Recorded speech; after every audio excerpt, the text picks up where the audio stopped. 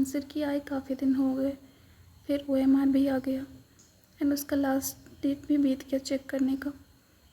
But मैं अभी तक क्या मतलब मैं लास्ट तक उसको चेक नहीं कर पाई। सब लोग स्कोर कैलकुलेट कर रहे हैं, कट ऑफ डिस्कस कर रहे हैं, बट मुझ में सच में हिम्मत ही नहीं हो रही थी कि मैं उसको चेक करूं, क्योंकि ऑनेस्टली एग्ज़ाम वाले दिन ही मुझे समझ आ गया था कि कुछ बहुत गलत हो गया। कुछ नहीं, सब कुछ गलत ही हो गया था। और ऐसे में OMR चेक करने का मतलब था कि खुद को और डिप्रेस करना। एग्ज़ाम वाले दिन जो हुआ वो सबको पता ही है। मतलब इतने टाइम से डिस्क्रिप्टिव बोल के प्रिपेयर करवाया, इतना बड़ा सिलेबस, इतनी सारी चीज़ें पढ़ के गए और पेपर में जाके ऑलमोस्ट सब कुछ कहाँ से आया तो DBMS और पाइथन से। सब कुछ DBMS और पाइथन से ही भर दिया था, उसमें भी प्रोग्रामिंग। और मैं प्रोग्रामिंग में कभी इतनी स्ट्रांग थी भी नहीं। जब मैं प्रिपेयर कर रही थी तो मैंने यही सोचा था कि प्रोग्रामिंग के अगर कुछ क्वेश्चंस आएंगे भी तो मैं उन्हें स्किप कर दूँगी, या फिर उसमें जैसे 1-2 लाइन होता है तो मैं उसको राइट कर दूँगी, फिर अगर पूरा कोड नहीं भी हुआ तो कुछ का तो मार्क्स मिल ही जाएगा। बट उसमें तो ऐसा कुछ करना था ही नहीं, सीधे आउटपुट लिखना था या फिर बीच का कोड लिखना था। और ऐसा नहीं था कि कुछ अदर ऑप्शंस था, एक के बाद एक क्वेश्चंस वही दिखने लगे। एग्ज़ाम हॉल में लिटरली मैं पैनिक हो गई थी। उस मोमेंट पे ऐसा लग रहा था जैसे दिमाग से रियली ब्लैंक हो गया हो।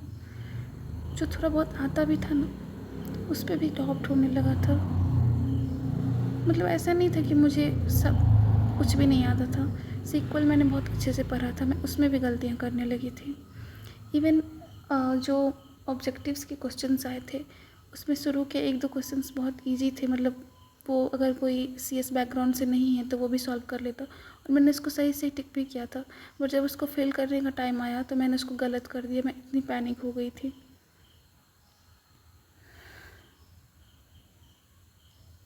और उस दिन के बाद से ना मैं ऑनेस्टली बहुत ज़्यादा अपसेट हूँ।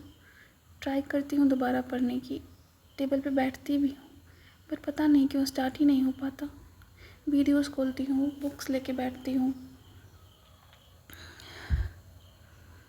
पर बस कुछ देर बाद बंद कर देती हूँ। शायद इसलिए क्योंकि अंदर ही अंदर ये फीलिंग बैठी हुई है कि इतना पढ़ के भी एग्ज़ाम हॉल में जब पैनिक ही होना था, खुद को हैंडल ही नहीं कर पाई, तो फिर फ़ायदा ही क्या इतना पढ़ने का। मैं ये नहीं कह रही कि मेरी कोई गलती नहीं थी, मेरी गलती थी, इनफैक्ट सारी गलती मेरी ही थी।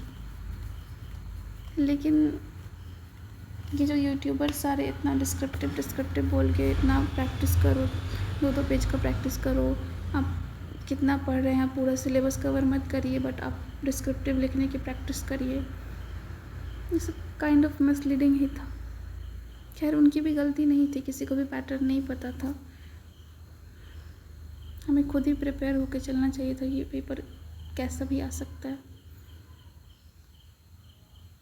गलती मेरी थी और बहुत सारी गलती थी जिसको मैं अब अच्छे से एनालाइज कर पाई हूँ कि हाँ मेरी यही गलती थी, जो मैं कभी शायद आप लोगों के साथ भी शेयर करूँ ताकि आप वो गलतियाँ दोहरा ना सके। ऑफ कोर्स मेरी गलती थी, बट शायद सारी गलती मेरी भी नहीं थी।